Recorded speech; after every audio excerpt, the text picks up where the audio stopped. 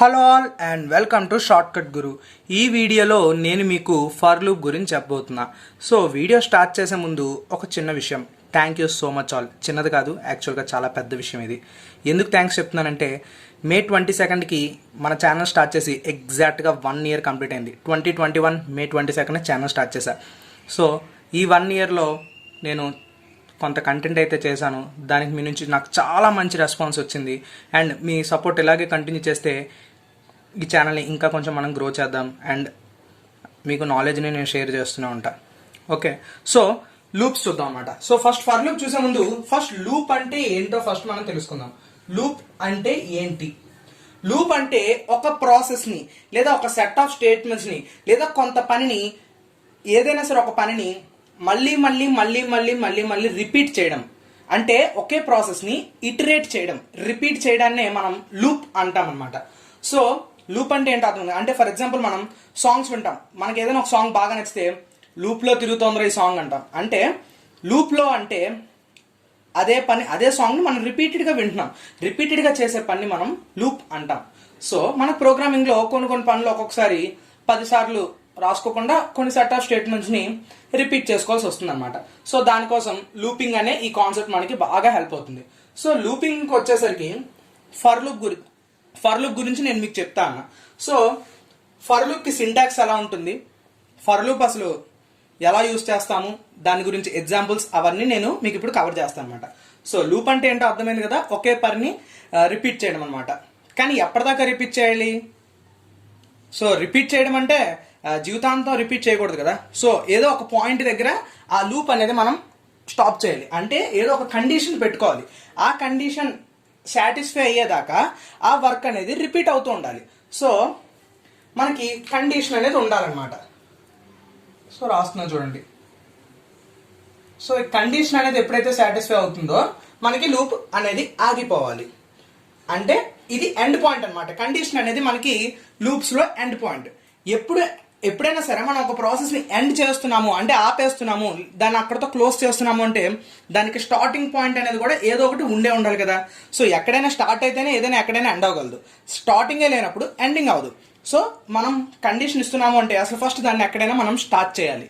స్టార్టింగ్ని మనం ఏమంటామంటే ఇనిషియలైజేషన్ అంటాం. సో ఫస్ట్ ఇనిషియలైజేషన్ జరగాలి. ఓకే, సో ఇనిషియలైజేషన్ జరుగుతుంది అంటే స్టార్ట్ అవుతుంది. ఎప్పటిదాకా ప్రాసెస్ అనేది జరుగుతుంది అంటే ఏదో ఒక కండిషన్ తీసుకుంటున్నాం, ఆ కండిషన్ ట్రూ అయ్యేదాకా అంటే సాటిస్ఫై అయ్యేదాకా మనం ఆ ప్రాసెస్ని చేస్తున్నాం అని చెప్తున్నాం. ఎప్పుడైనా సరే ఒక పని ఇక్కడ స్టార్ట్ అయింది అక్కడ ఎండ్ అయింది అంటే ఇక్కడ నుంచి అక్కడికి ఈ వాల్యూ అనేది పెరగడమో తగ్గడమో ఏదో ఒకటి జరుగుతోంది. అంటే సంథింగ్ ఈస్ హ్యాపెనింగ్ అనమాట. ఏదో ఒక అప్డేషన్ అనేది జరుగుతుంది, అంటే మోడిఫికేషన్ జరుగుతుంది. సో సమ్ మోడిఫికేషన్ జరుగుతుంది, దీన్నే మనం అప్డేషన్ అందాం. ఏదో అప్డేట్ అవుతుంది, ఏదో వాల్యూ. సో ఇదన్నమాట. అంటే ఏదో ఒక ప్రాసెస్ ఎక్కడో స్టార్ట్ అవుతుంది, ఒక కండిషన్ వచ్చేదాకా పని జరుగుతోంది.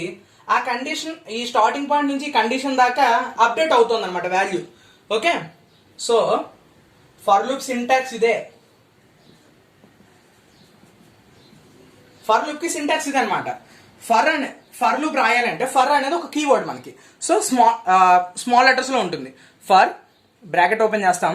ఇనిషియలైజేషన్ అంటే ఏదో ఒకటి ప్రాసెస్ ఇక్కడ నుంచి స్టార్ట్ చేయమని చెప్తున్నాం. సో అక్కడ ఇనిషియలైజ్ చేస్తాం. ఎగ్జాంపుల్ చెప్తాను, కంగారు పడక్కర్లేదు. సో ఇనిషియలైజ్ చేస్తున్నాం ఒక ప్రాసెస్ని. ఎప్పటిదాకా ఆ ప్రాసెస్ జరగాలి అంటే ఒక కండిషన్ ఇస్తున్నాం. ఈ కండిషన్ అయ్యేదాకా అంటే ఈ కండిషన్ మనం ఇచ్చిన కండిషన్ ట్రూ అవుతున్నంత సేపు నువ్వు ఈ పని చేసే. ఎప్పుడైతే ఈ కండిషన్ అనేది సాటిస్ఫై అవ్వట్లేదో అంటే ఫాల్స్ అవుతుందో అప్పుడు ఈ ప్రాసెస్ని ఆపేయని చెప్తున్నాం. కానీ మరి ఇప్పుడు స్టార్ట్ చేయక స్టాప్ చేయని చెప్తున్నాం. ఈ స్టార్ట్ నుంచి స్టాప్ వరకు వాల్యూస్ మారుతూ ఉండాలి. సో అప్డేట్ అవ్వాలి అంటే ఇంక్రిమెంటేషన్ లేదా డిక్రిమెంటేషన్ జరగాలి. ఇంక్రిమెంట్ అంటే ఏమీ లేదు, ప్లస్ అనమాట. అంటే +1 యాడ్ అవుతుంది ఆ వాల్యూకి. డిక్రిమెంటేషన్ అంటే మైనస్ అంటే -1 అవుతుంది ఆ వాల్యూకి. సో ఈ లోపల కింద ఏంటి సార్ అంటే కింద ఈ బ్రేసెస్ దగ్గర నుంచి ఈ మధ్యలో స్టేట్మెంట్స్ అనమాట. అంటే మనం స్టార్ట్ అవ్వమంటున్నాం, ఎండ్ అవ్వమంటున్నాం, అప్డేట్ అవ్వమంటున్నాం. బాగుంది. ఎందుకు అంటే ఏదో ఒక ప్రాసెస్ జరగడానికే కదా. సో ఆ ప్రాసెస్ అనేది ఆ మధ్యలో వచ్చిన మనకి స్టేట్మెంట్స్ అనమాట. ఆ స్టేట్మెంట్స్ ఏమైతే రాసామో అవి జరుగుతాయి. ఎప్పటిదాకా కండిషన్ ట్రూ అవుతున్నంతసేపు ఆ పనులు అనేవి జరుగుతూ ఉంటాయి. సో దీంట్లో ఫ్లో ఎలా ఉంటుందో చూద్దాం. సో ఫర్ లూప్ లో ఫ్లో ఎలా ఉంటుందంటే ఫస్ట్ ఇనిషియలైజేషన్ అంటే సంథింగ్ ఏదో స్టార్ట్ చేస్తున్నాం ఇక్కడ, తర్వాత కండిషన్, సో ఇక్కడ 1 అనమాట. సో ఇనిషియలైజేషన్ ఏదో స్టార్ట్ అయింది, కండిషన్ చెక్ చేసుకుంటుంది, కండిషన్ ట్రూ అయితే లోపలికి వస్తుంది. సో ఇక్కడ 2 లోపలికి వస్తుంది. ఈ లోపల ఏ స్టేట్మెంట్స్ అయితే ఉన్నాయో ఆ స్టేట్మెంట్స్ అన్నిటిని ఎగ్జిక్యూట్ చేసుకుంటూ వెళ్తుంది. ఈ స్టేట్మెంట్స్ అన్ని ఎగ్జిక్యూట్ అయిన తర్వాత అప్పుడు వెళ్ళి ఆ వాల్యూ అప్డేట్ అవుతుంది. అంటే ఇక్కడికి ప్రాసెస్ నెంబర్ 3 అవుతుంది అనుకోండి. సో ఫస్ట్ స్టార్ట్ అవుతుంది, కండిషన్ చెక్ చేసుకుంటుంది, ట్రూ అయితే లోపలికి వస్తుంది, స్టేట్మెంట్స్ అన్ని ఎగ్జిక్యూట్ అవుతాయి, ఆ తర్వాత వాల్యూ అనేది అప్డేట్ అవుతుంది. ఏ వాల్యూ అప్డేట్ అవడం ఎలా అయిందన్నది మీకు ఒక 2-3 ఎగ్జాంపుల్స్ చెప్తాను, ఫుల్ క్లారిటీ వచ్చేస్తుంది, కంగారు పడద్దు.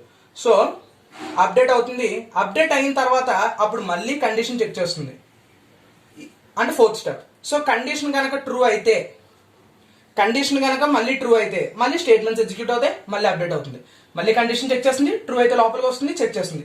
ఎప్పటిదాకా జరుగుతుందంటే ఈ కండిషన్ అనేది ఫాల్స్ అయ్యేదాకా. ఎప్పుడైతే ఈ కండిషన్ ఫాల్స్ అవుతుందో ఇలా బయటకు వచ్చేస్తుంది అనమాట.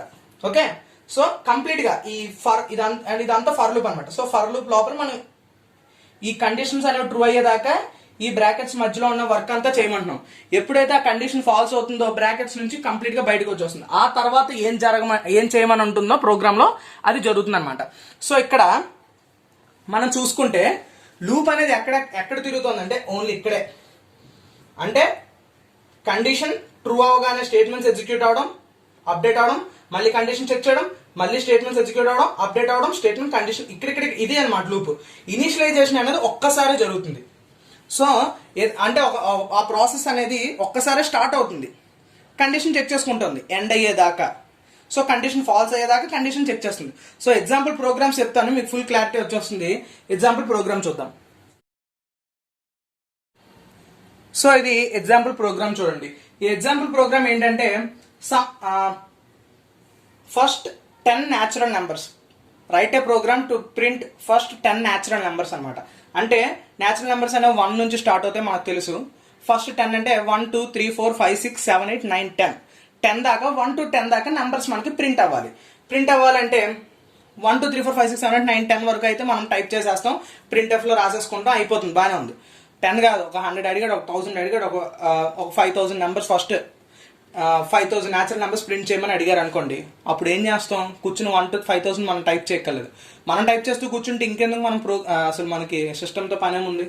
సో సింపుల్గా ఒక ప్రోగ్రామ్ రాసాం, ఏంటంటే మెయిన్తో స్టార్ట్ అవుతుంది మనకు తెలుసు. ఇంట్ ఐ అని చెప్పి ఐ అనే ఒక వేరియబుల్ని నేను డిక్లేర్ చేశాను. ఓకే, దానికి వాల్యూ ఏమి ఇవ్వట్లేదు, ప్రెసెంట్ ఇంట్ ఐ అని రాసుకున్నాను. అంటే ఐ అని చెప్పేసి నాకు ఒక వేరియబుల్ని తీసుకున్నా. ఇది నాకు ఇది జనరల్గా ఫర్ లూప్లో ఎవరైనా సరే ఐనే యూజ్ చేస్తారనమాట ఒక వేరియబుల్గా. సో ఇంట్ ఐ వేరే తీసుకున్న ప్రాబ్లం ఏం కాదు, బట్ అందరికీ ఐ అనేది అలవాటు. సో ఐ తీసుకోండి. ఇప్పుడు మన ఫర్ లూప్ స్టార్ట్ అవుతుంది. ఇక్కడ for I is equal to 1 అంటే ఇనిషియలైజ్ చేసాం, ఐకి 1 అనేది ఇచ్చాం. ఎందుకంటే న్యాచురల్ నెంబర్స్ అనేవి 1 నుంచి స్టార్ట్ అవుతాయి. So I is equal to 1 దగ్గర స్టార్ట్ చేయమని చెప్తున్నాం. ఎప్పటిదాకా ప్రింట్ చేయమని, ఎప్పటిదాకా కావాలి నాకు ఇది అంటే I less than or equal to 10 అనమాట. అంటే ఫస్ట్ 1 నుంచి 10 దాకా కదా ప్రింట్ చేయమన్నాడు. సో కండిషన్ని 10తో ఆపేస్తున్నాం. 10 అయ్యిందంటే నాకు ఈ పని ఇంకా చాలు, 10 అని ప్రింట్ అయిపోతే చాలు ఇంకా నాకు ఈ పని. So I less than or equal to 10 అని రాసాం. సో 1 తర్వాత మనకి 2 ప్రింట్ అవ్వాలి, 2 తర్వాత 3 ప్రింట్ అవ్వాలి, 3 తర్వాత 4 ప్రింట్ అవ్వాలి. అంటే 1కి 2కి గ్యాప్ 1 అంటే 1, 2కి 3కి గ్యాప్ 1, 3కి 4కి గ్యాప్ 1. అంటే మధ్యలో గ్యాప్ అనేది 1 1 అవుతుంది. సో ఐ ప్లస్ ప్లస్ రాస్తున్నా. అంటే 1 2 అవుతుందంటే ప్లస్ ప్లస్ అయింది. సో ఐ ప్లస్ ప్లస్ రాసా అంటే ఇంక్రిమెంట్ అవుతుంది. ఐ ప్లస్ ప్లస్ అంటే ఐ ప్లస్ 1 అని అర్థం. సో దానికి ఒక నెంబర్ అనేది యాడ్ అవుతుంది. సో ఇక్కడ యాడ్ అయింది, చెప్తాను నెక్స్ట్. లోపల అంటే ఎప్పుడు ఈ కండిషన్ ట్రూ అయితే లోపలికి వస్తుందని చెప్పాను. లోపల print of percentile slash and I అని రాసా. స్లాష్ అని ఎందుకు రాసాము లేదా అసలు ఇదే ఎందుకు రాసామో చెప్తాను చూడండి. ఫర్ ఎగ్జాంపుల్ యాక్చువల్గా ఐ వాల్యూ మనకి ఫస్ట్లో ఏం లేదు కదా, ఇంట్ ఐ ఈజ్ ఈక్వల్ టు ఏం లేదు. సో ఇక్కడ ఐ ఈక్వల్ టు 1 అన్న. అంటే ఇప్పుడు ఐ వాల్యూ నా దగ్గర ఏముంది అంటే 1 ఉంది. 1 is less than or equal to 10. Okay, true or false. 1 అనేది 10 కన్నా చిన్నది, సో ట్రూ అనమాట. కండిషన్ ట్రూ అయితే ఏం అవ్వాలని చెప్పాను, లోపలికి వచ్చి ఈ బ్లాక్ లోపల ఉండే స్టేట్మెంట్స్ ఎగ్జిక్యూట్ అవ్వాలి. సో ఈ లోపల స్టేట్మెంట్ ఏముంది నాకు, ప్రింట్ఎఫ్ %d. %d అనేది ఇంటీజర్కి ఫార్మాట్ స్పెసిఫైర్. అంటే కామా తర్వాత ఇంటీజర్ సంబంధించిన వేరియబుల్ ఏముందో దాంట్లో ఏ వాల్యూ ఉంటే ఆ వాల్యూ అనేది %d ప్లేస్లో ప్రింట్ అవుతుంది. సో నాకు ఇక్కడ ఐలో ఏముంది, 1 ఉంది, కండిషన్ ట్రూ అయింది, లోపలికి వచ్చాను, %d i. సో ఐలో ఏముంది నాకు 1 అనేది ఉంది. సో 1 అనేది ప్రింట్ అవుతుంది. ఓకే, ఇది అవుట్పుట్ అనమాట. అవుట్పుట్ ఇక్కడ రాస్తున్నాను. సో 1 అనేది ప్రింట్ అయింది. తర్వాత స్లాష్ అని ఉంది. స్లాష్ అని అంటే ఏంటంటే న్యూ లైన్ అని అర్థం అనమాట. స్లాష్ అని యూజ్ చేసామంటే ఆ తర్వాత వచ్చే అవుట్పుట్ నెక్స్ట్ లైన్లో ప్రింట్ చేయమని. కర్సర్ ఇప్పుడు పక్కన కాకుండా నెక్స్ట్ లైన్లోకి వస్తుంది. సో తర్వాత ఏం జరగాలి అంటే కండిషన్ ట్రూ అయింది, లోపలికి వచ్చింది, స్టేట్మెంట్స్ ఎగ్జిక్యూట్ అయ్యాక బయటకు వచ్చేస్తుందా, రాదు, అప్డేట్ అవుతుంది value. So I value update అంటే ఇక్కడ ఇంక్రిమెంట్ రాసాం కాబట్టి ఇంక్రిమెంట్ అవుతుంది. ఏం రాశాను, i++ అని రాసా. సో ఐ వాల్యూ +1 అవుతుంది. ఐ వాల్యూ ఇందాక ఏముంది, 1 ఉంది. సో ఇప్పుడు i++ అంటే ఐ వాల్యూ 2 అయింది. సో 2 ఆ తర్వాత కండిషన్ చెక్ చేస్తామని చెప్పా. సో కండిషన్ చెక్ చేయడానికి ఇక్కడ వచ్చాం. 2 ≤ 10. ట్రూయే కదా, 10 కన్నా 2 చిన్న నెంబరే. సో ఇది కూడా ట్రూ. ఇది ట్రూ అయిందంటే మళ్ళీ కండిషన్ ట్రూ అయింది కాబట్టి లోపల ఈ బ్లాక్ లోపల స్టేట్మెంట్ ఎగ్జిక్యూట్ అవుతుంది. ప్రింట్ఎఫ్ %d ఐలో ఏముంది, 2 ఉంది.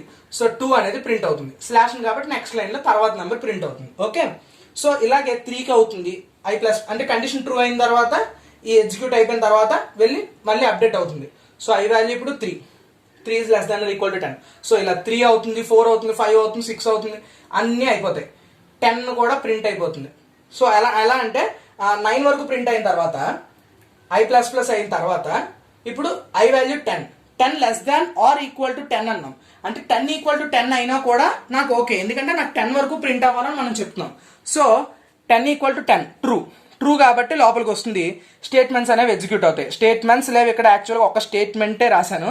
So printf %d/i. సో ఐలో ఏముంది, 10 ఉంది, ఆ 10 కూడా ప్రింట్ అయిపోతుంది.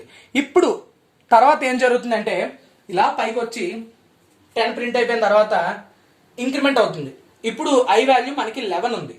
11కి కండిషన్ చెక్ చేస్తుంది. 11 ≤ 10. 10 కన్నా 11 చిన్నదా లేదా 10కి ఈక్వలా కాదు. ఎప్పుడైతే కండిషన్ అనేది సాటిస్ఫై అవ్వట్లేదో అంటే కండిషన్ ఫాల్స్ అవుతుందో బ్లాక్ నుంచి బయటకు వచ్చేస్తుంది. So out of the for loop అనమాట. ఫర్ లూప్ నుంచి కంప్లీట్ గా బయటకు వచ్చేస్తాం. తర్వాత ఏం లేదు కాబట్టి ప్రోగ్రామ్ ఇక్కడతో ఎండ్. సో క్లారిటీ వచ్చింది కదా మీకు. అంటే ఇక్కడ ఇప్పుడు ఇంకో ప్రోగ్రామ్ చెప్తాను. దాంట్లో ఇక్కడ యాక్చువల్గా 10 వరకు ప్రింట్ చేయమని అడిగేశాడు. 10 వరకు ప్రింట్ చేయమని కాకుండా n వరకు n అనేది యూజర్ ఇస్తాడనమాట. అంటే ఎవరైతే దాన్ని రన్ చేస్తున్నాడో ఎండ్ యూజర్ మనకి nకి ఒక వాల్యూ ఇస్తాడు. ఆ వాల్యూ ఎంతవరకు ఉందో అంతవరకు వచ్చే నెంబర్స్కి అంతవరకు వచ్చే నెంబర్స్ని ఎడిషన్ చేయమని అడుగుతున్నాను. సో మీకు నెక్స్ట్ ప్రోగ్రామ్ అదనమాట. మీకు క్వశ్చన్ కూడా క్లియర్గా ఎక్స్ప్లెయిన్ చేస్తాను. వెయిట్. సో ఇది నా ప్రోగ్రామ్. యాక్చువల్గా క్వశ్చన్ వచ్చేసి ఏంటంటే ఒక n అని చెప్పి ఒక వాల్యూ ఇస్తాడు. అంటే ఫర్ ఎగ్జాంపుల్ n అంటే 5 అనుకోండి, ఇక్కడ ఇన్పుట్ 5 ఇచ్చాం అనుకోండి. సో ఎండ్ యూజర్ మనకు ఒక n అని చెప్పి ఒక వాల్యూ ఇస్తున్నాడు. ఆ ఇచ్చిన వాల్యూ వరకు నెంబర్స్ని 1 ప్లస్ తర్వాత number 2 plus 3 plus 4 plus n ఎంత అయితే అంతవరకు యాడ్ చేయాలి. అంటే ఇక్కడ ఫర్ ఎగ్జాంపుల్ 5 అనుకుంటున్నా కాబట్టి some of n natural numbers అనమాట. n 5 అనుకున్నా కాబట్టి 1 ప్లస్ 2 ప్లస్ 3 ప్లస్ 4 ప్లస్ 5 కావాలి నాకు. అంటే 1 ప్లస్ 2 3, 3 ప్లస్ 3 6, 6 ప్లస్ 4 10, 10 ప్లస్ 5 15. నాకు ఆన్సర్ వచ్చేసి 15 అని ప్రింట్ అవ్వాలి. సో దీనికి ప్రోగ్రామ్ ఇది. సో మనకి క్వశ్చన్ చూడగానే right a program to find the sum of n natural numbers అంటున్నాడు. సో అనగానే ఇక్కడ మనకి ఏమర్థమైందంటే మనం కాదు, అంటే ఒక ఎండ్ యూజర్ ఎవడైతే ఉన్నాడో వాడు ఒక మనకి కండిషన్ అనేది వాడు ఆపుతాడు. అంటే ఎక్కడ దాకా రన్ అవ్వాలనేది వాడు చెప్తాడు అని చెప్పి మనకు క్లారిటీ వచ్చింది. సో కండిషన్లో మనం రాసుకున్నటువంటి ఇందాక ప్రోగ్రాంలో 10 రాసాం కదా. సో అలా ఆ కండిషన్లో వచ్చేది ఎండ్ యూజర్ ఇస్తాడు. అంటే దాన్ని n అనుకుందాం, n. సో అంటే మనకు తెలియదు, సమ్ వేరియబుల్ n అని చెప్పి నేను డిక్లేర్ చేశాను. ఇప్పుడు యూజర్ ఇవ్వాలి అంటే అక్కడ స్క్రీన్ మీద వాడికి అట్లీస్ట్ ఇది మన ప్రింట్ఎఫ్ అనేది రాయకపోయినా మనం ఇవ్వచ్చు. కాకపోతే యూజర్కి తెలియదు కదా అక్కడ ఏదో వాల్యూ ఇవ్వాలని చెప్పి. సో ప్రింట్ఎఫ్ ఎంటర్ వాల్యూ అన్నాం మనం. సో ఇప్పుడు వాడు ఒక వాల్యూ ఇస్తాడు. ఆ ఇచ్చిన వాల్యూని ఎక్కడొక్క స్టోర్ చేసుకోవాలి. ఎక్కడ పడితే అక్కడ కాదు, ఎన్లో మనం స్టోర్ చేద్దాం. So scanf percentile d ampersand n యొక్క అడ్రస్లో